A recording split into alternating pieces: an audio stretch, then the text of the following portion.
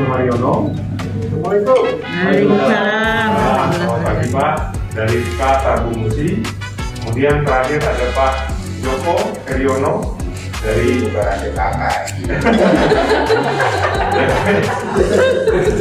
Selamat pagi Pak Joko. Selamat pagi semuanya. Pagi. Selamat pagi Pak Untung. Kemudian ada Pak Kristadi. Beliau posisi sekarang ada di Bandung. Jadi hari ini kita akan diskusi mengenai peran serikat pekerja dalam tata kelola sistem perlindungan sosial. Perlindungan sosial itu nanti mudah-mudahan kita bisa sama-sama lihat betapa pentingnya perlindungan sosial bagi kesejahteraan. Assalamualaikum warahmatullahi wabarakatuh.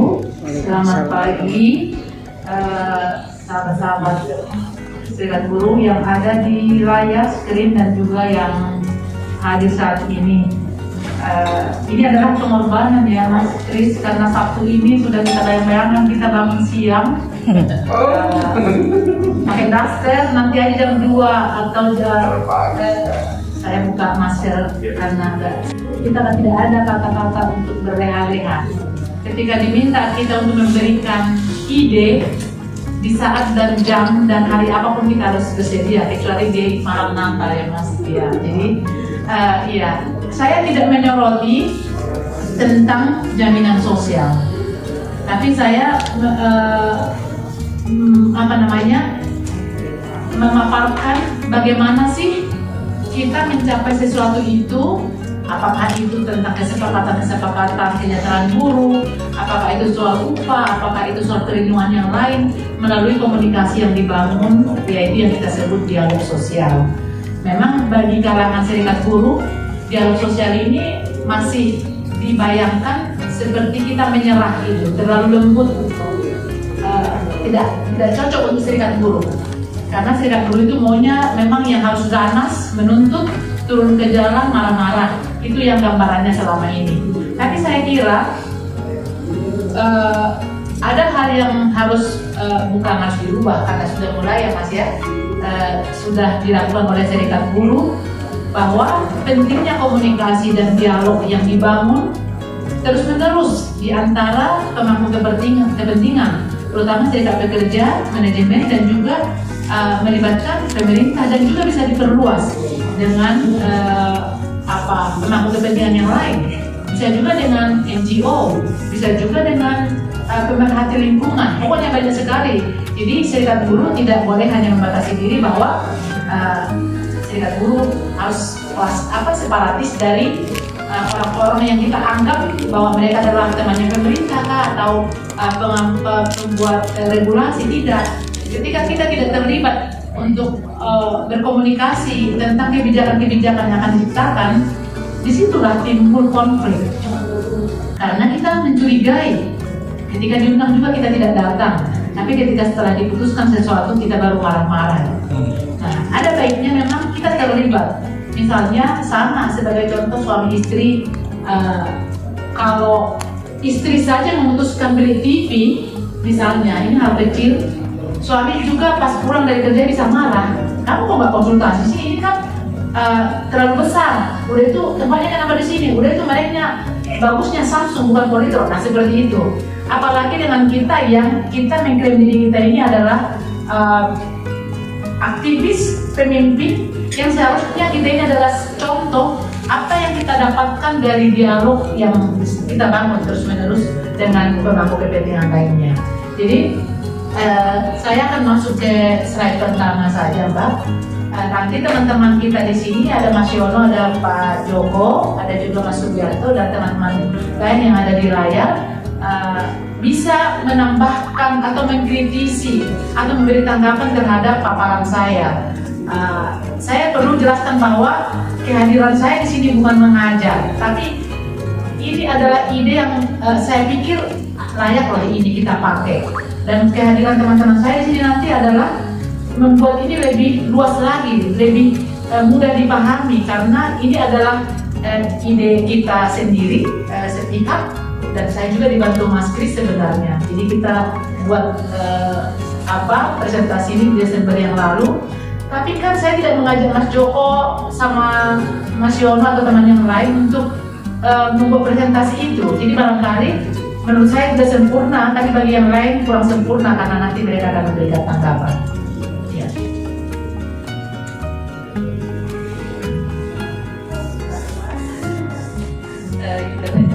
Apa ya?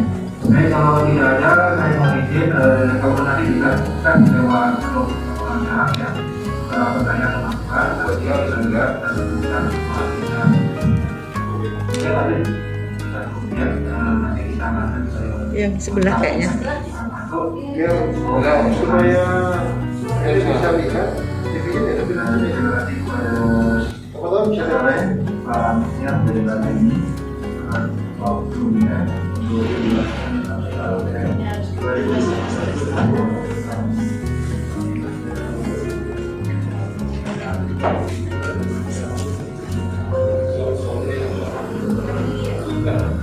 Mas, mohon maaf ada masalah teknis sebentar, Bu Eli. Pak Grace, ini Pak Grace, karena kan yang di sini kan bisa lihat di sini. Iya. Yang presentasi supaya ini bisa lihat presentasinya itu dihadap di sini jadi. TV.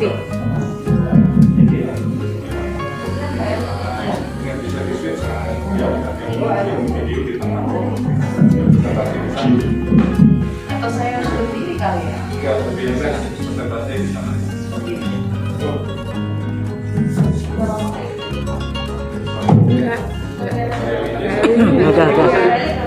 Bisa diputar nggak nih Pak? Ini aja diputar. TV ini aja yang diputer TV ini ini. aja, Mbak. TV ini diputar bisa nggak? Yang ini. Lebih jelas ini malahan. Ya, ini. Kakak bisa nggak lihat dari situ? Teng-teng nanti. Ini sini nih. Ini kalau zaman dulu TPRI dulu ada tulisan. Sekarang bukan pada Bantuin. karena banyak saingan jadi nggak boleh rusak nih sekarang. Kalau susah saya berdiri aja nanti di samping situ Mas. Awas atas, kanan kiri pegang atasnya, jangan konsentrasi di tiang. Nah, lihat Mas. Iya. Tapi terhalang juga sama In fokus. refernya geser ini bisa. Atau itu geser ke Awas, dipegang itunya apa? Airnya. Awas. oke. Mas kita ganti di posisi. Masih Bapak berdiri aja kalau gitu. nanti para kaum presentasi di situ. Bisa ada atau Iya. Mohon maaf semua karena tadi ada kesalahan teknis dan kita angkat tinggi besar. Saya buatlah ini di slide pertama, yaitu perlindungan sosial bagi pekerja dan buruh di Indonesia. Saya kira semua serikat pekerja terutama yang menjadi pemimpin di pusat, di daerah, di provinsi, kabupaten, kota pasti sudah tahu apa sih jenis perlindungan sosial bagi buruh di Indonesia. Itu ada jaminan kesehatan, jaminan kecelakaan kerja, jaminan kematian, jaminan pensiun, jaminan hari tua, dan jaminan kehilangan pekerjaan yang nanti akan berlaku 1 Februari ya, kawan-kawan. Jadi itu mungkin memang masih isunya ini masih sedikit kurang dipahami oleh teman-teman serikat, terutama kita, karena memang di satu sisi saya bukan mengungkit soal omnibus law di sini ya. Nah itu kan ada di Undang-Undang Ciker sebenarnya, makanya ada pengurangan pesangon yang tadinya 32 jadi 25 karena saya berangkat dari itu yang ada penggelapan. ya jadi nanti ini juga akan Semakan 25 kok hilang 6 jadi 19. tidak akan ada nanti pertemuan atau diskusi berselanjutnya tentang JKP ini, karena memang ini hal baru sama kita. Tapi terlepas dari kontroversi undang-undang itu, ini juga patut kita apresiasi ya, karena ini juga dilakukan oleh negara-negara maju gitu. memang di pelaksanaannya pasti nanti akan ada sedikit demi sedikit pertanyaan dari serikat itu kok terlalu 6 bulan, kenapa nggak 1 tahun? Sementara kita tahu kalau budaya kita sebagai besar di Indonesia, kalau ada sumbangan dari pemerintah, keinginan kita untuk kembali bekerja itu jadi sedikit melemah. Sudahlah, kita kan dibantu pemerintah, ada sembako, ada bantuan ini. Lalu misalnya enak di penjara, dikasih kita makan, dan dipikirkannya yang lebih luas gitu. Jadi saya kira nanti saya tetap mengatakan, saya nggak tahu bahwa teman-teman saya di kiri kanan setuju soal ini, bahwa tentang jaminan kehilangan pekerjaan itu kita patut apresiasi karena ini baru pertama sekali di Indonesia. Dan kita juga pengen dan memang kita juga harus berpikir seperti ini, seperti Jepang ya, karena mereka walaupun ada bantuan seperti ini jaminan kehilangan pekerjaan misalnya 6 bulan, tapi mereka itu malu menerima itu 6 bulan. Kalau bisa mereka cepat-cepat lah 1 bulan 2 bulan, karena bagi mereka malu kalau disuplai itu. Jadi kalau di kita kan udah masih santai-santai, masih 3 bulan 3 bulan lagi santai aja, nggak usah cari-cari kerja dulu gitu. Nah setelah 6 bulan nanti udah bikin protes lagi kepada pemangku berkepentingan. 6 bulan itu terlalu sempit, seharusnya 1 tahun. Bagaimana mungkin lapangan pekerjaan tidak ada? Kalau kita mau jujur menyoroti, kadang-kadang benar juga yang dikatakan oleh pemerintah, kemampuan kita, skill itu memang perlu ditingkatkan ya. Tapi kalau pemerintah mengatakan itu kepada kita, kita marah-marah loh, kita nggak senang. Skill kita nggak match dengan lapangan kerja, langsung kita kasih senjata. Demo itu, kita dibilang bodoh. Padahal ada yang sebenarnya kita harus koreksi dan harus kita perbaiki. Apa sih peran kita sebenarnya dalam perlindungan sosial itu? Karena judul utamanya kan itu. Makanya mungkin tertarik sekali orang sampai nge-share postingan saya itu, sampai ada satu dari Hong Kong, dari Arab Saudi, imigran ya Mas ya. Karena mereka sangat tertarik dengan perlindungan sosial. Sebenarnya di mana-mana pun, kenapa misalnya buruh di Indonesia itu miskin? Karena kita tidak hanya memikirkan diri kita sendiri loh, orang tua yang di kampung gitu, saudara kita yang sakit. Jadi gaji kita berapapun pasti tidak cukup. Karena misalnya saya sudah ada jatah harus mengirim mertua 500.000 per bulan misalnya.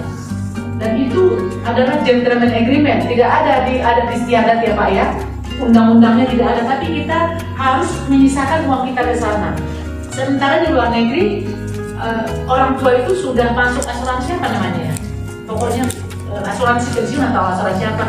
Dan ketika mereka itu udah hidup sendiri atau pensiun, mereka tidak memberatkan anak-anaknya. Jadi makanya kalau kita ke Eropa, orang tua sampai nyeret-nyeret kaki, mereka masih mau bekerja karena mereka tidak seperti tipikal di Asia kebanyakan selalu tergantung untuk anak-anak itu. Jadi kalau anak-anaknya durhaka pasti bilang, seharusnya mama dong atau bapak yang membiayai kami, jangan kami lagi, gaji saya 3 juta, apalagi upah minimum hanya 1,0 sekian, ngirim segala macam, di PHK. Nah, jadi kita penyakitnya jadi banyak karena kita pasti merasa upah berapapun yang dinaikkan itu pasti tidak akan sanggup, karena yang kita biayai itu bukan hanya kita ya, karena ada saudara kita belum lagi yang menaikkan tetangga-tetangga kan, pesta-pesta gitu dan undangan teman kita, lalu ada yang minta dia menikah harus ada amplop, belum lagi dari teman-teman yang lain gitu. Jadi banyak sekali. Kalau saya sih berpikir memang ini memang budaya, tapi ada yang membuat kita menjadi miskin. Saya soroti di kampung sekarang bahwa sudah miskin, tapi mereka harus ke adat tiap hari. Bawa ulus batak, bawa beras di dalam kandung namanya 2 liter. Kalau undangannya 2, mereka juga harus bikin amplop gitu. Jadi anaknya lah nanti yang kadang-kadang telepon, mama punya utang 4 juta gini segala macam. Dan kita jadi miskin di sini. Akhirnya kita ribut bahwa upah kita ini memang tidak sesuai lagi dengan, karena memang tidak hanya memikirkan kita lagi. Jadi kita sudah kemana-mana. Bahkan ke komponen upah juga tidak perlu setiap bulan kalau mengatakan biaya untuk orang tua di kampung gitu kan. Jadi tapi ini hanya intermezzo. Lalu peran kita apa? Adalah mitra konsultasi pemerintah dalam merumuskan perumusan kebijakan sistem perlindungan sosial atau konsultasi. Kenapa ribut-ribut selama ini? Saya akan katakan begini, memang benar kadang-kadang pemerintah juga bikin kita marah. Misalnya mau mengklaim bahwa ini sudah konsultasi dengan serikat pekerja, ternyata hanya diundang, tidak diminta diskusi soal isi, lalu diputuskan, lalu menjadi ada SK. Disitulah kemarahan-kemarahan. Di sisi lain, ketika kita diundang, kita menolak karena kita sudah mengatakan ini tidak ada trust ya Mas ya. Jadi kita mengatakan itu nanti kan kan kita hanya diundang saja untuk beserta, baru nanti itu keluar undang-undangnya atau peraturannya. Jadi biasa nggak usah lah, keluarlah ini keputusan. Baru kita bereaksi lagi minggu menolak. Kita mengatakan tidak dilibatkan. Sebenarnya dilibatkan, tapi kita memang kadang-kadang di satu sisi apa yang kita suarakan itu tidak ditampung, di satu sisi lagi kita dipanggil hanya untuk kelengkapan saja, tidak diminta ide dari kita. Di sisi lain ada yang disuruh oleh pemimpin konfederasinya ke sana tapi tidak mengambil keputusan. Jadi ketika dia datang ke sana, dia pulang juga. Nanti saya omongkan dulu ya ke pimpinan saya. Jadi tidak bisa otomatis dia memberikan ide atau memang dia sudah menjadi salah satu expert dari kantor itu khusus misalnya bicarakan soal K3. Ada yang bicara soal migran, ada yang bicara soal youth, ada yang bicara soal digital. Kalau kembali nanti semua misalnya hanya untuk Presiden ini, untuk KSBC, saya kira 2 tahun lagi saya pasti stroke karena ngurusin itu semua. Sementara banyak orang yang bisa saya dukung atau saya dorong untuk menjadi apa namanya kalau DSDC ya, ada tim expert.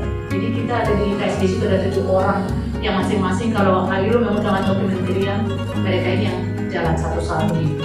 Nah seperti itu saya kira yang memang perlu supaya konsultasi itu membuahkan hasil gitu. Kalau misalnya Mas Subianto karena sudah bidangnya itu, ya tidak perlu ditanya lagi masukan beliau soal perlindungan sosial ini, soal BPJS segala macam. Atau Pak Yono soal apa ini, MNC kah, dialog sosial, atau Pak Joko yang dari dulu pakar di BPJS. Tapi kan kami ini tidak selalu bisa hadir untuk diajak pemerintah untuk konsultasi. Perlunya ada kita tunjuk orang yang nanti bagaimana misalnya pemangku kepentingan yang ingin menerima ide atau membuat kesepakatan dengan kita atau membuat kebijakan, orang-orang inilah yang akan terus-menerus mendiskusikan dan dipanggil untuk meramu, draft dan juga membuat sebuah apakah itu bentuk panduan, apakah persetujuan, apakah joint statement atau agreement yang sudah seperti dilakukan oleh Konfederasi dan AILO dan juga APILO saat ini. Lalu perwakilan kita di LPS Tripartit Nasional dan Daerah itu juga kadang-kadang memang ada sih, tapi tidak berfungsi sekali gitu. Saya nggak tahu ya, mungkin ini juga yang akan dirubah. Kadang-kadang kita bisa menunjuk orang karena kedekatan doang, bukan karena dia memiliki sesuatu bahwa kami itu yang pantas untuk duduk di sana. Jadi kegagalannya juga di situ saya lihat. Lalu ada perwakilan di Dewan Jaminan Sosial Nasional. Kita sudah mengetahui lah teman-teman kita ada di sana. Kalaupun tidak ada di sana dari SBSI, saya kira dari Serikat Pekerja lain itu adalah corong kita juga yang akan berbicara atas nama buruh gitu. Walaupun memang kita sejarah ya Mas, diskusi ya. Ini kayak kami sekali-sekali. Saya nggak pernah duduk di dalam. Mas soal DJSN itu, kalau kami Nanti saya jelaskan. Ada susah kalau ngomong birokrasi itu udah. Oh ya, oke. Bilangnya. Nah itulah, ternyata birokrasi itu bukan hanya di pemerintah ya, di Serikat Buruh juga sama. Bukan di DJSN. Oh DJSN. Iya. Tapi selama Serikat Buruh Mas nanti ini apa permintaan dan perintah gitu. Sekarang saya kenalkan. Kalau saya berangkat atas nama pribadi, itu dianggapnya bukan DJSN. Tapi kalau saya berangkat DJSN harus masuk ke protap. Ya. Sehingga semua apa pembicaraan di forum itu ada bawaannya gitu. Oh jadi nggak bisa kita tunjuk karena saya senang sama Mas Subianto, saya tampil itu.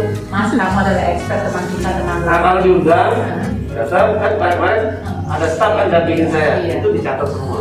Itu Saya loh. nggak boleh terima amplop. Hah? Ya sudah, problem sama kita aja. Oke. Berarti Betul. Sudah ada dari siapa? itu ya kawan-kawan yang di yang sedang mendengar by online dan teman-teman di sini ternyata tidak segampang bikin pemikiran Serikat Buruh. Walaupun Mas Subianto itu wakil Serikat Buruh, ternyata dia diberi sepenuhnya oleh birokrasi. Terikat, iya. Kita nggak bisa ternyata memaksa beliau sebagai pertemanan. Saya pengen banget. Iya. Tidak terikat itu. Gimana ya?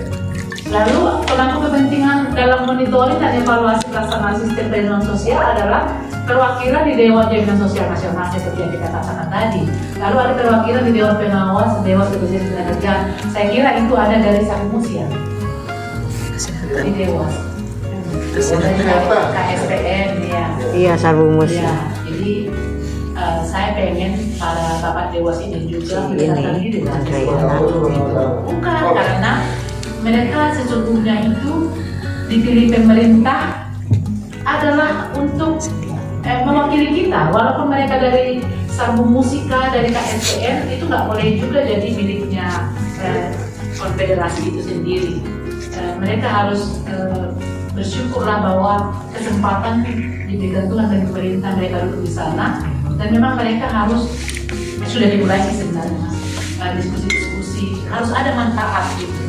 Jadi bolehlah pendapatnya berbeda banget dengan kita, pendapatan kantong segala macam sama dari rekening, tapi corong kita untuk mendiskusikan dan mungkin membuat pertemuan-pertemuan yang memang kita mendiskusikan kepentingan dari kesejahteraan buruh, nanti mereka yang akan mengelola di sana atau menyampaikannya di bidang kegiatan kan itu perlu dan harus dilakukan sebenarnya reguler ya. Apakah itu sekali 3 bulan, sekali 6 bulan, mungkin sekali sebulan terlalu habis nanti uang BPJS itu kan, nanti dibilang serikat buruh menghabiskan uang BPJS itu. Jadi kita akan tanya mereka, mudah-mudahan mereka ada yang mendengar atau menyampaikan sedikit. Tapi ada organisasinya, ada Mbak Sidi juga nanti bisa menyampaikan sama Pak Yaya. Ya. Karena dulu sama abang saya, Pak Lexor, memang agak sering kita, pokoknya kami semua kegiatan kita buruh BPJS itu harus terlibat gitu, karena kita kan punya modal di sana gitu. Jadi bukan berarti kita merampok uang itu, tapi uang kita dan segala macam itu diperlukan lagi ke serikat buruh karena ada sosialisasi seperti ini. Nah, nanti kalau misalnya mereka tidak ikut terlibat sosialisasi soal tadilah jaminan kehilangan pekerjaan itu, kita memang jadi media mereka tanpa pernah konsultasi ke BPJS juga mas. Kita di training misalnya training gender, nanti masukkan juga soal isu jaminan kehilangan pekerjaan. Padahal seharusnya itu kita harus difasilitasi ya. Tapi karena kita mengiming-imingi buruh yang belum berorganisasi itu, kita kan selalu menjual BPJS. Itu jaminan-jaminan itu. Kalau nggak ada yang kita jual itu memang agak sedikit kita bisa merekrut mas. Karena kami akan membuat permanen. Oh, kayak dulu Maya siapa bilang kan? Lalu kami karena ada cara serikat buruh begini. Kalau kamu sudah masuk anggota serikat buruh, semua bisa kamu lawan. Atasanmu bisa kamu maki-maki. Presiden juga ada acara. Saya pernah. Dan disampaikan cowok itu sama saya, akhirnya dia mundur karena dia salah mengajari anak buahnya tentang pentingnya berserikat dan menjadi pemimpin itu. Ternyata dia hanya mengajari untuk melawan. Tapi ada juga serikat buruh yang terlalu dekat sama pemerintah gitu loh kan, sehingga lupa dengan perjuangan kita. Di sisi lain serikat buruh ini memusuhi karena kebijakan yang kita bukan memusuhi, yang mengkritisi. Di sisi lain ada teman kita yang menjadi ngopi-ngopi dengan pemerintah dan memusuhi kita. Itu tidak bagus karena orang melihat sebagai serikat buruh kita sebenarnya ya sudah eksistensi kita itu, warna kita itu di mana. Nah yang perlu kita rubah adalah bagaimana kamu bisa merubah kebijakan dengan caramu berkomunikasi. Karena sejak ada hubungan industrial yang sudah booming dari tahun isu-isunya lah dari tahun 2000-an atau 90-an, memang diyakini bahwa komunikasi yang efektif dan dialog sosial yang terbuka ini sangat meminimalisir konflik-konflik yang ada. Jadi jangan kita kira di internasional atau di Amerika itu tidak ada demonstrasi, ada. Tapi mereka sudah lebih hal besar dan buruhnya bersatu. Kalau mereka mogok katanya itu kereta, di satu Amerika itu mogok walaupun dia serikat buruh. Tapi di kita kan, saya peduli jangan mogok ya. Jadi kita nggak pernah berhasil karena satu sesama teman saling mencurigai, isu tidak didalami, lalu dikira bahwa isu ini adalah isu KSPI aja atau KSPC, tidak isunya KSPC. Udahlah kita tenang-tenang. Terakhir kita digilaslah semua, tidak mendapatkan apa-apa. Kalau saya bisa menyoroti apa yang kita dapatkan dari omnibus law, tidak ada. Uang ratusan juta habis kita untuk demo. untuk demo, jihad segala macam. Tapi kan ada teman kita yang tidak melawan. Maka nanti jadi saksi solo. Pemerintah akan mengatakan, ya tenang aja bro, kan yang lain tidak berbuat kok. Jadi langsung kita bisa dibeli. Lalu pemangku kepentingan ini sudah kita tahu bahwa ada dewas, ada seperti Mas Sugianto, DJSM. Nanti kalau untuk diskusi-diskusi informal bisa dihubungi. Tapi ternyata kalau untuk memaparkan soal lebih dalam apa yang dilakukan mereka soal pengawasan itu, ternyata mereka kita undang melalui kantor. Jadi tidak bisa pada kesenangan kita atau dengan dekat ya. Ada yang menolak suaranya tempatnya dari Indonesia nggak kebetulan di Gimana? tapi kan itu udah iya yang salah tuh Ya, mungkin di pertemuan ya Mas. Lalu karena kita sudah kita tidak perlu membahas soal konflik-konflik lah ya. Tapi bagaimana konflik itu jadi sedikit gitu, walaupun tetap ada. Barangkali kan soal upah misalnya, dalam sejarahnya tidak ada tuntutan buruh itu langsung naik misalnya 10% langsung diokekan 10%, tidak ada itu. Pasti sudah ada disiapkan dari tempat masing-masing bahwa nanti goal kita di inilah ya 7,5. Jadi ada orang yang sering ikut untuk berunding atau melakukan negosiasi harga mati gitu. Bahkan ada slogan serikat buruh, Mas, harga mati katanya. Jadi harga mati takutlah nanti pemerintah dengan pengusaha kalau harga mati berarti tuntutan kita harga mati kan naik 15% harga mati, kalau enggak mati. Padahal nggak naik pun gitu, tetap hidup. Nah itu yang kayak gitu-gitu maksudnya agak sedikit tidak bersahabat lagi di zaman ini. Slogan itu mungkin agak dirubah lah. Jadi profesional ya. hidup gitu ya. Nah, jadi aku memang aktivis tapi soal yang ancam-ancam dan komentar yang sangat pedas maki-maki itu tidak pernah aku lakukan. Harga mati, jadi mati. Maksudnya kita kritisi boleh juga keras. Tapi misalnya sampai keluar kebun binatang kan jarang saya. Itu maksud saya. Kalau Mas Joko udah tahu lah saya dari dulu sebelum saya jadi pemimpin, beliau sudah menjadi ahli dalam berstatement segala macam. Jalan. Lalu, emang dialog sosial itu apa? Mungkin kita tahu ya, namanya dialog kita berkomunikasi lah. Jadi bukan satu arah. Biasanya kan kita meraja. Kalau saya apalagi saya sudah terkenal misalnya ini contoh, ya mas bukan saya yang terkenal. Ini contoh saya terkenal. Saya pengen harus saya yang bicara terus, tidak perlu ada orang lain yang bicara. Itu ada teman-teman kita yang memiliki hal seperti itu. Itu bukan dialog namanya. Ada juga memang dialog tapi jadi menggurui. Harusnya pemerintah, kamu sebagai Pak Menko harus membuat ini. Gitu. Itu bukan dialog, tapi kita mencoba mengajari mereka melakukan hal-hal yang mungkin mereka mengatakan menurut lu itu benar, menurut gua tidak. Nah dialognya nggak nyambung karena kita mendengar dari sepihak saja berpidato sampai sakit telinga kita. Lalu yang saya pelajari adalah effective communication for negotiation itu lagi bukunya. Usahakan kamu lebih banyak dulu mendengar. Setelah itu kamu baru bicara. Lalu kamu jangan segera karena kamu merasa pemimpin, jangan segera merespon ketika lawan bicaramu itu mengatakan hal yang tidak sesuai dengan apa yang kamu inginkan. Nah itu aku ambil dari buku itu. Jadi sampai ada satu kata dari Mahatma Gandhi ya, di mana ada cinta, di situ ada kehidupan. Ya, kalau kita melakukan dialog ini dengan kebencian, nanti Mas Sugianto pulang bawa botol, aku pulang sepatunya hilang satu karena ada yang balikan meja misalnya, gaya-gaya dulu. Tapi kalau kita sudah dasari dengan cinta, itu pasti membuahkan hasil. Mungkin 10 yang kita bawa itu, mungkin akan kita bawa pulang 5 dulu saat ini, nanti dengan 7, 8, 9. Aku kapan jadi menteri? Ya. Kebahagiaan gitu, pokoknya kita menteri kebahagiaan. Insya Allah ada jalan. Tapi menciptakan menteri kebahagiaan itu apa ya mas? Lalu prosesnya apa?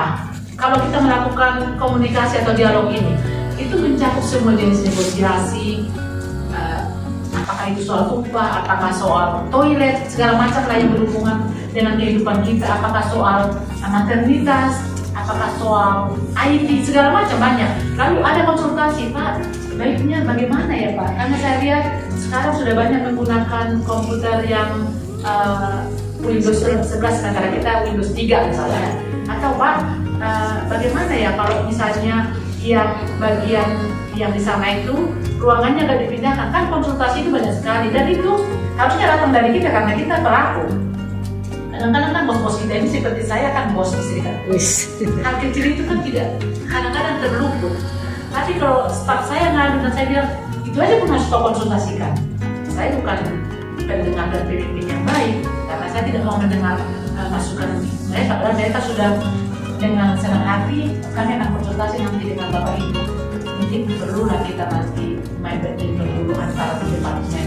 Terus nanti ada hadiah atau lomba menulis atau lomba apalah mengecat ruangan-ruangan segala macam kan banyak sekali sebenarnya. Tapi kalau di perusahaan itu memang saya masih kerja karena nggak pernah kerja, tapi intinya adalah konsultasi dan pertukaran informasi kan banyak sekali. Saya lihat di PT Daiwo itu begini Pak, begini segala macam. Bisa nggak kita melakukannya? Nanti nggak perlu banget lah sangat meniru, kan banyak sekali gitu. Lalu pihak siapa saja yang melakukan dialog? Kalau satu orang itu namanya monolog ya, jadi seperti guru lah, ngajar. Ketika diinterupsi nanti langsung emosi dia bilang, oh saya sudah dari pengalaman dari Anda. Kamu itu kan bukan staff, saya sudah doktor, saya juga sudah pernah sekolah di Jepang. Tidak, tapi pihak ini adalah antara atau di kalangan perwakilan pemerintah, ada perwakilan pengusaha, ada pekerja. Jadi dialog yang kita masukkan saat ini adalah bukan dialog saya bisik-bisik dengan Mas Sugianto, tapi dialog tentang saya guru, manajemen, pengusaha, dan juga memang nanti akan ada pemerintah di sana sebagai regulatornya ya. Lalu ada pokok masalah. Jadi jangan kita minta Pak, kita mau ngomong dulu, tapi kita tidak menyiapkan isu apa yang akan kita diskusikan terus datang. Sebenarnya pada Salam sejahtera, Om Swastiastu, salam kebajikan, namo buddhaya, semoga semuanya rahayu dan sehat semuanya. Amin. Terima kasih paparannya dari Ibu Peli selaku Presiden KSPSI, sangat bagus sekali. Tadi sudah disimpulkan Mas Kris ya.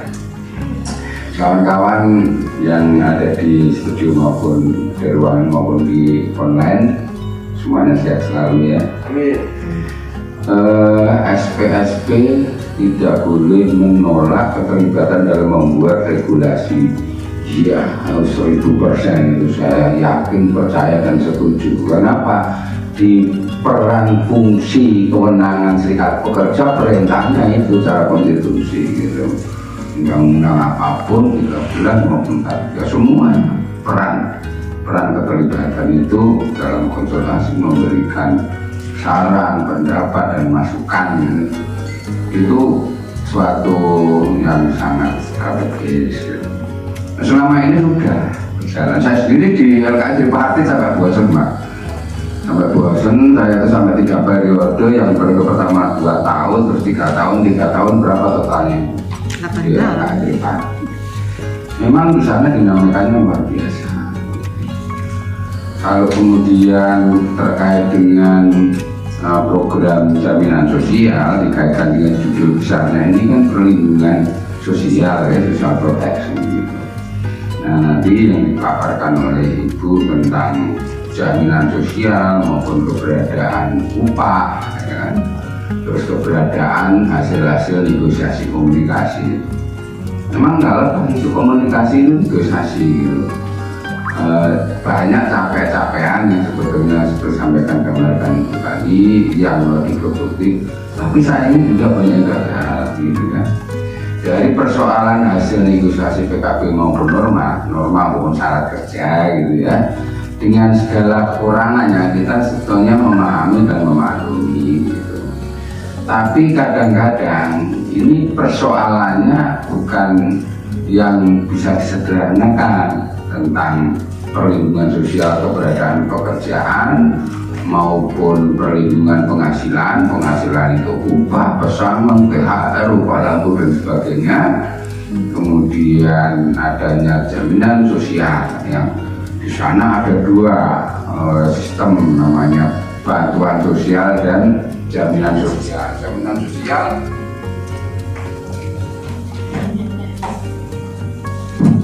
nah, jaminan sosial sekarang hebat, ada 6 jaminan kesehatan, kecelakaan kerja, jaminan kematian, jaminan hari tua, jaminan pensiun, terus jaminan kehilangan pekerjaan yang terakhir ya, itu hadiah sweetener namanya, manis gitu ya. Kemudian pesangon. Nah, kita melihat segala risiko itu kalau keliring makmur pekerja. Tapi sayangnya disclaimer, 6 program kemudian ditambah 1 program tentang imbalan pajak kerja, JHT pajak kerja, pensiun pajak kerja, JKP pajak kerja, pesangon pajak kerja. Tanya buruh makmur belum, kelewatan nggak dapat. Kenapa? Nggak terdaftar.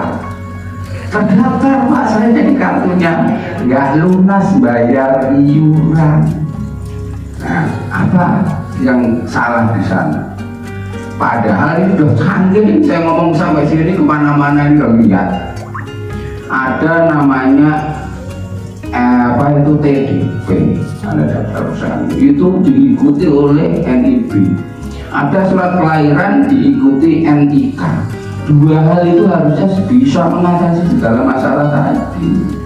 Antara yang bayar diberikan kewajiban udah diancam itu, namanya sanksi administrasi bubar, namanya pidana kurung 8 tahun.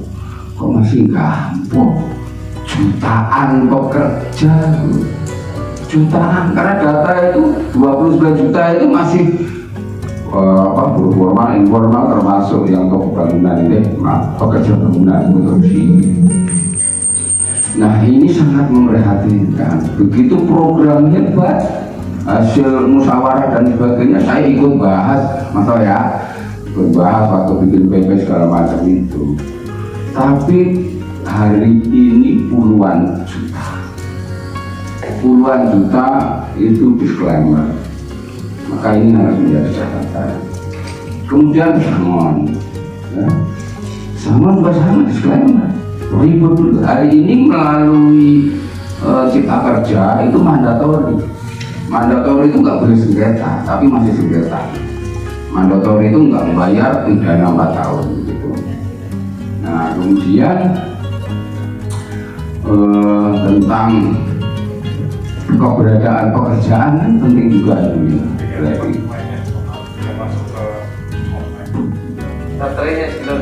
Nah, tadi nggak masuk ya. Sekarang udah masuk. Nah, kemudian keberadaan pekerjaan, begitu banyaknya malpraktek yang nggak melindungi, semuanya persoalan pelanggaran. Makanya ketika kita ngomong tentang hari ini perlindungan sosial proteksi, maka harus lengkap proteksinya. Itu antara lain adalah job security, tentang keberadaan keamanan pekerjaan. Itu betul-betul manufaktur kok PKWT itu jelas-jelas surapan, itu bisa lapin. Nggak ada itu Satpam Senin Kemis, kemudian orang Jaya Senin Kemis PKWT semua begitu. Kemudian income security, pidana semua itu pidana kalau melanggar. Kemudian sosial jaminan sosial juga pidana. Tapi pada prinsipnya segala kekurangan sebagainya kita tetap maklum gitu. Tapi yang lebih miris lagi ketika kita melihat Impres nomor 2 tahun 2001 ini udah 7 bulan. Udah 7 bulan itu, ini pembangkangan terhadap Impres nomor 2 tahun 2021 ya, optimalisasi perluasan cakupan jaminan sosial kerja. Maksudnya nggak boleh diskriminasi, nggak boleh disclaimer, formal informal tutup, nggak ada. Pekerja pekerja, bedanya pekerja sama buruh apa? Jelas, buruh pasti pekerja, pekerja belum tentu buruh. Ayo tata bahasa mana? Pekerja, tukang bakso, tukang becak dan sebagainya yang biaya sendiri, gaji sendiri. Buruh itu ada majikannya. Tatanannya sudah bagus. Persoalannya inkonsistensi, tidak konsisten. Jadi paparan ibu tadi bagus. Tapi ketika tidak konsisten, ya ribut. Ada maling dibiarin, Pak RT ada maling dibiarin. Kalau itu akhirnya apa? Akhirnya main hakim sendiri gitu. Adanya unjuk rasa dan segala macam itu, sumpah demi Allah, itu semuanya normatif. Bukan karena ribut minta lebih. Ngomongin upah minimum, ketidak masuk akalan upah minimum itu masuk sekarang sejak 2006 saya ingat ini ya, 2010 orang membuat pricing anggaran untuk upah minimum itu seperti kayak ayam ke telur membuat langsung itu nggak dikomunikasikan. Kalau ayam nggak bisa ngomong tapi di riset, bolehlah buruh nggak usah diajak ngomong di riset. KHL itu risetnya dengan memperhatikan PDB, pertumbuhan ekonomi dan produktivitas, itu artinya dijaga. Karena ketika diputus tahun kemarin, tahun berikutnya pasti dinamis. Ini nggak masuk akal, digunakanlah nilai penetap inflasi. Soalnya, ayo kalau mau nyoba ngetes upah minimum, kita makan sebulan jejer sama saya, nggak masuk akal. Jadi itulah akhirnya muncul keributan. Nah, keributan ini harus diselesaikan dengan musyawarah, ya betul. Tapi musyawarah itu mestinya mendengarkan secara logika. Ini nggak pakai logika. Termasuk yang bangkang impres 19 menteri termasuk lembaga dan sebagainya, totalnya berapa itu kalau saya presidennya untuk bukan presiden RI Joko Haryono terus tak suruh pulang kampung sana 7 bulan diperintahkan, nih kantormu kalau ada honorer, ada P3K, terus kemudian pabrik-pabrik segala macam itu semua harus diberikan aksi, bukan nggak bayar. Yang mampu bayar, yang nggak mampu dibantu, namanya PBI sesuai komitmen RPJM. Nah, ini malah ada gugatan di MK, Taspen Asabri keluar diamini. Sisi lain dulu tahun berapa itu 2005 pasal 5 berapa dia itu SJSN dikabulkan dalam gugatannya bahwa Jaksos Tasman Asabri tidak boleh menjadi penyelenggara SJSN. Ini gimana? Jadi sejarah ini. Maka kalau ngomongin tidak konsisten, justru yang tidak konsisten itu birokrat, politisi. Dengan keluarnya Taspen dan Asabri, ini mohon maaf ya, pengkhianatan. Kenapa? Kita ngejar-ngejar formal informal supaya menjadi kekuatan poliwan. Akhirnya jaminan sosial itu kaya raya gitu mas. Lah ini malah tinggal kabur. Terus dengar katanya ada korupsi di Taspen Asabri. Mudah-mudahan keliru pendengaran saya. Sehingga ini ya, nanti cita-cita untuk bisa menjadikan secara umum semuanya terakses dari mulai lahir sampai mati dengan konsep yang diagung-agungkan itu ya, jaminan sosial sepanjang hayat. Itu pekerja aktif menanggung pekerja tidak aktif, itu konsep yang paling dulu. Cari duitnya dari mana? Ya pekerja aktif yang menikmatinya tidak aktif. Yang tidak aktif siapa? Yang manula. Siapa yang mau manula? Tunggu umurnya. Yang sakit berarti gangguan. Saya nggak mau sakit, berdoa pagi-pagi malam sehat. Yang kecelakaan, saya kemana-mana pengen selamat. Jadi walaupun gratis ya, kemudian kalaupun bayarnya kecil, yang namanya sakit, kecelakaan, meninggal itu kita nggak berharap Ya, siapa yang mau duluan itu nyicipin 3 itu kalau gratis. Kemudian yang lanjut usia 37 tahun, kalau pensiunnya itu 59, dia sudah menghabiskan masa baktinya, entah jualan bakso, entah buruh pabrik. Itu dia sudah menyumbangkan ke produk domestik bruto negara, muterin ekonomi. Nah ini jutaan nggak terlihat di dalam kondisi sekarang ini. Saya kira gambaran tadi yang disampaikan Ibu Eli tentang peran-peran semuanya itu sekarang sudah berjalan normal ya, baik gitu. Tapi ada sesuatu yang kadang-kadang sudah jadi barangnya itu untuk gitu. Jadi nggak konsisten. Bahkan presidennya menginstruksikan saja nggak dilaksanakan. Bahkan pegawai pemerintah sendiri, bahkan pegawai DPR gitu, pegawai DPR yang honor yang P3K sampai sekarang kalau menanyakan Pak kapan kami diikutkan ke Pak, kapan kami gajinya disesuaikan Pak minimum itu. Jadi itu semua persoalan social protection itu kalau ditanyakan jawabannya kalau kamu masih kerja mau ya udah begitu saja, nggak mau di luar nanti banyak. Ini persoalannya sangat miris sekali. Maka kalau kemudian digunakan dengan cara biasa, menurutku ini harus dengan cara luar biasa cara mengingatkannya itu ya didatang ya. Kantor BPJS itu ada pasal 11 tentang kewenangannya itu memberikan sanksi administrasi, menagih iuran, melaporkan pidana, nggak digunakan. Direktur BPJS. Kalau BPJS Mas Yanto kan hanya mengingatkan, jadi regulasi ini pengaturan ini gitu ya. Pelaksananya itu para direktur, kemudian menteri-menteri dan sebagainya. Maka hari ini puluhan juta pekerja formal itu yang nggak dapat akses jaminan sosial, atau puluhan juta pekerja yang kehilangan haknya tentang upah status kerjanya, ini menjadi tanggung jawab kita bersama.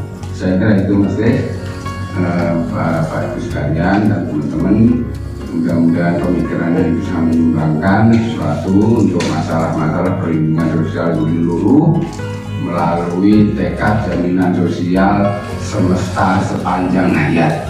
Wassalamualaikum warahmatullahi wabarakatuh.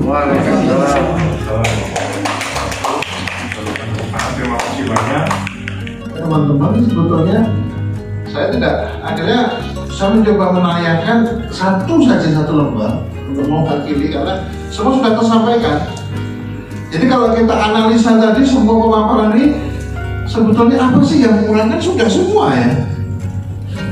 Apalagi kalau saya waktu di kantor saya di Menara Tampil dulu itu di lantai 22 itu kalau pada mau ke istana itu kan melewati situ kan berhenti, turun, gitu ya. Kantor apa itu Pak? Kantor apa itu namanya? Ngilo gitu ya. Sampai bernyanyi itu, buruh bersatu tak bisa dikalahkan gitu kan. Kalah. Aku dengar orang Apindo yang sebelah teman, kata siapa gitu. Apindo itu dengan mengenengnya mengatakan kata siapa ya, nggak pernah kompak gitu ya. Alhamdulillah selama 20 tahun juga pengabdian saya di sana tuh mencoba untuk mengamalkan Pancasila. Itu yang sila ketiga itu alhamdulillah belum berhasil. Ada upaya internasional dulu ya, ada tumpuk segala macam, tapi ya memang sunatullah katanya, memang harus didekatkan halika ini ya, beda-beda, tetapi harusnya satu jua harusnya. Tapi kalau sudah beda, kalau nggak beda, makanya gimana caranya supaya beda? Kadang-kadang hanya masalah itu saja. Saya tidak mau komentarin dari kalau ketika pelaku hubungan industrial itu kan kita kelompok buruh nih, ya pemerintah ya dia do your best. Pengusaha juga begitu. Lakum dinukum waliatin gitu kan. Nah, cuma kita ini gimana kira-kira? Saya juga lagi berpikir untuk kita membuat satu kegiatan dulu di kantor itu mencoba mempersatukan gerakan, tapi bukan mempersatukan institusi, tapi lewat minta maaf Enggak, barangkali nanti saya dikomplain lagi. Karena ini hak kita. Oh, hak kita. Saya tidak jadi minta maaf BPJS. Karena BPJS itu autopilot. Ya, autopilot itu kenapa? Dia dimaju setiap bulan kan store ya. Perusahaan-perusahaan store. Kemudian yang bukan penerima upah, yang sektor informal tadi yang Pak Joko sampaikan tadi, bagaimana dia mengakses? Ada perisai, ada apalagi itu? 2.700.000. 2.700.000 yang sudah masuk menjadi peserta. Jadi total potensi yang ada berapa tuh pekerja informal? Kalau nggak salah cuma 90 jutaan lah ya kira-kira ya. Jadi saya sih malu sebetulnya kalau misalnya 90 juta target dapat kok 2 juta gitu ya. Dengan segala fasilitas yang dimiliki oleh para direksi tersebut ya untuk izin, tapi nggak apa-apa. Lebih baik kalau daripada tidak sama sekali. Nah, layanan kepesertaan ini bagaimana kita? Misalnya ada beberapa keluhan teman-teman di daerah itu, misalnya ketika klaim ada masalah. Nah, ini sudah kita tahu semua.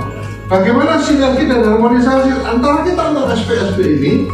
Kalau kita memberikan sebuah energi positif kepada dewan kita, misalnya di DJS kan yang dari luar Pak Subianto ada di sini, nanti yang di Dewas di dalam sana juga merasa oh, dia tuh mewakili kita.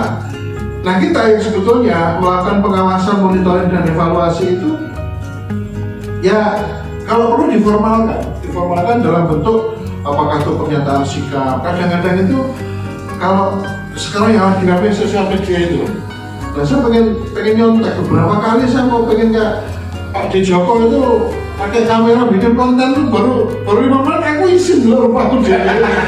Takut. Nggak pantas ya, perlu belajar. Nah, kalau perlu bikin kontennya itu rame-rame, sehingga kalau dilaporkan perbuatan tidak menyenangkan atau PI, rame-rame. Nah, kemudian apalagi ini terkait dengan gambar tas untuk inisiasi. Teman-teman serikat buruh tahu nggak kalau BPJS ketenagakerjaan khususnya itu dia punya kampus, punya learning center ya, di Bogor sana. Ini rahasia loh ya, jangan diceritain ke yang lain. Itu mirip dengan waktu saya bekerja di Ilo punya kampus di Turin loh. Tapi ini jangan Turin, Bogor saja. Itu luar biasa. Nah itu bagaimana daripada itu? Oh iya, misalnya BPJS itu punya inisiatif begini. Kemarin yang tadi DLI sampaikan kenaikan upah 1,09%. Kalau saya nih jadi dirut BPJS saya akan resep. Karena iuran saya berdasarkan persentase itu. Makanya nggak jadi. Serius ini aku jadi ngomong ya, kalau ini. Iya. Jadi kalau dia bisa, caranya bagaimana? Ya udah jangan bilang-bilang, serikat pekerja, yuk tak fasilitasi di learning center sana. Gitu ya. Di learning center sana, ayo kita belajar bagaimana cara negosiasi asertif, negosiasi apa yang ada warna-warna dan sebagainya. Jangan kita ngirim aktivis ke Turin, mahal. Ya, panggil aja kampus dosennya dari Turin ke sini, kecuali kalau untuk preliminary, mukodiman saya dikirim tidak apa-apa ke Turin kan untuk menjelaskan. Untuk menandatangani kerjasama dengan kampus itu. Di sana tuh expert ahlinya intinya ini core of the core. Itu jadi apa? Kiblatnya seluruh dunia, ada 187 negara ya Pak Kelas ya masih ya, itu anggotanya ya. Nggak ada yang keluar kan? Nggak ada yang kemudian pecah jadi reformasi, nggak ada kan? Masih itu tetap satu. Nah. Dari ingin nggak, artinya setuju ya kalau begitu ya. Jadi nanti kita sampaikan kepada direksi BPJS, tolong ini ada tugas mandat Saudara Suharyono ke kampus Ilo di Turin ya, untuk kerjasama untuk peningkatan kapasitas organisasi. Karena banyak tuh ada social protection fund. Ini melengkapi apa yang sudah disampaikan oleh teman-teman, dan ini mudah-mudahan menjadi hal yang bisa kita narasikan dalam sebuah position paper. Keren nggak? Aku ngomongnya keren ya? Joint position paper. Wah. Kemarin aku udah bilang sama Mas Kris itu. Sudah ya? Perlu kita ada MOU atau joint statement kayak joint. Mas itu biru kan. Oh gitu. Tapi itu udah saya buat waktu ADL belum jadi presiden dulu. Jadi ada namanya. Maksud jalan kalah kalau ayam ini. Jadi kira-kira begitu Pak Kris, mohon maaf waktunya saya pakai ada 14 menit. Kalau saya coba untuk disiplin. Demikian teman-teman sekalian, mohon maaf bila tidak berkenan. Kalau nanti tidak mau memaafkan, kita selesaikan di tempat yang kita inginkan. Melepaskan aktivis serikat buruh juga nggak merasa berdosa, kan begitu? Sama-sama. Jadi dosanya kita bagi bareng-bareng. Tapi saya ingin nyampaikan gini, Mbak Eli, saya nggak mau bukan ngeles.com tadi. Saya berharap setelah si acara forum ini, SPSB ini, bahwa ya audiensi kan di JSN, saya tuh nunggu rindu banget. Kok belum ada gitu? Lah saya ini sebenarnya pengen, kan namanya Dewan, saya udah usulkan bahwa ya saya ini punya ada forum untuk kayak DPR itu masih istilahnya masa reses istilahnya. Ketemu dengan teman-teman gitu loh. Nggak bisa. Oh ya saya nggak tahu nggak bisanya katanya. Cukup JSN itu kalau mau minta pendapat serikat pekerja buruh kita undang LKS Tripartit, please, mono. Oke ya. Tapi ada PR. Pak Joko, karena tadi ada LKS Tripartit Nasional. Saya perlu mengingatkan. Ada masalah manfaat pensiun dan usia pensiun udah terpaut 3 tahun.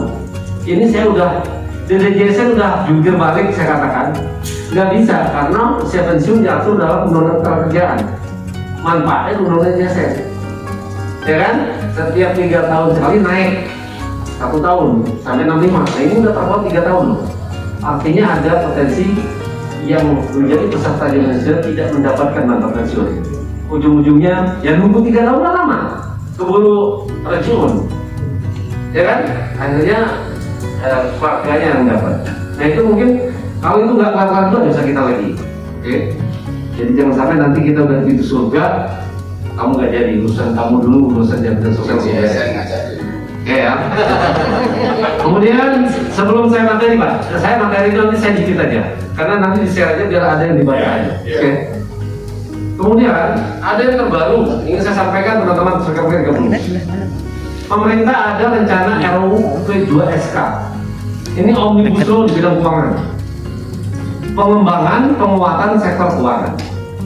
Saya di DJSN sama penguntung sudah diundang ya oleh Kementerian Keuangan sebagai pemerakasan. Ini yang ada irisannya dengan pesangon pensiun dengan manfaat pensiun. Jaminan pensiun, sorry. Pesangon pensiun dengan jaminan pensiun. Nah itu konsepnya itu nanti mau diintegrasikan. Ya konsepnya, makanya saya udah paparkan waktu itu ya waktu saya diberikan materi itu pemikiran. Selanjutnya tadi disclaimer Bung Joko, betul. Kalau undang-undang BPJS kita itu tidak mandatori. Parahnya di situ, karena undang-undang 40 dengan undang-undang 24 itu nggak satu nafas. Ini pertanyaannya, undang-undang BPJS hukum publik atau hukum privat? Begitu dia ada orang di PP-nya, ini di PP, kita memang harus hati-hati juga nih. Ternyata terjadinya banyak disclaimer itu pengaturan regulasi itu di PP. Kita abai ngawal itu. Oke? Kebanyakan kita abai di situ.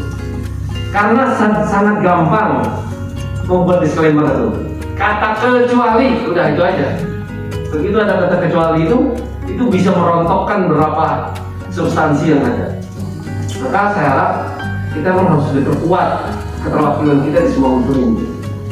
Ya, jadi Undang-Undang 24 itu ada di PP-nya mengatakan kalau pengusaha tidak mendaftarkan pekerjanya itu hanya sanksi administratif. Ini kan sebenarnya anomali dengan mens rea. Kan kalau orang niat udah nggak daftarkan itu niat jahat, harusnya pidana kan. Ini Mbak ini yang ahli hukumnya. Setahu saya begitu. Tapi undang-undang ini mengatakan sanksinya administratif, itu satu. Kedua, kalau pengusaha itu menunggak, ya, terus yang jadi korban pekerja, apalagi besok JKP.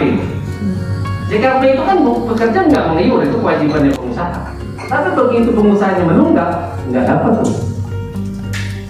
Nah, di bunyi selanjutnya, bila mana terjadi resiko sosial atau kecelakaan itu, kalau pekerja tidak didaftarkan, pengusaha menendang, maka pemberi kerja membayar manfaat seperti manfaat BPJS. Ini ambigu. Berarti benar boleh secara tersirat, boleh saya tidak mendaftarkan yang tadi kalau karyawan 1000, ya saya boleh daftar 500 saja. Opsional. Itu artinya apa? Enggak mandatori.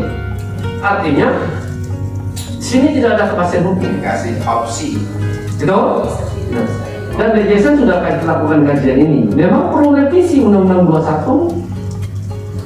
Benar 24. Sudah 40. 4 enggak, 24 yang perlu revisi. 40-nya udah benar. Yang mereduksi itu 24. Ya.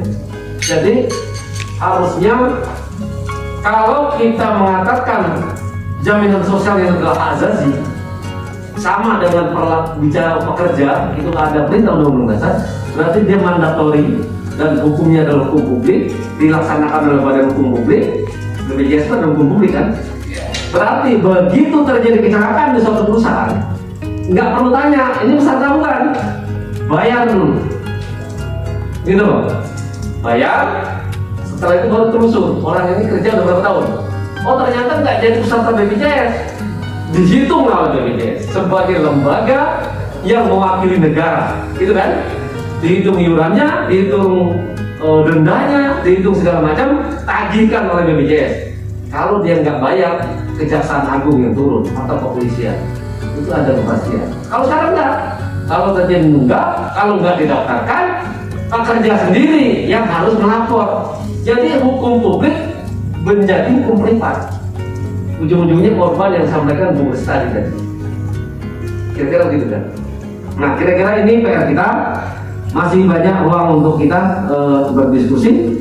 Case-nya yang tadi itu pabrik mercon yang ada di Tangerang. 53 meninggal. Saya kesana. Ya, melihat lokasinya langsung. 3 orang yang jadi peserta, 50 itu nggak dapat seperti yang diberitahu undang-undang. Hanya dapat 10 juta per keluarga. Ya banyak macam-macam lah.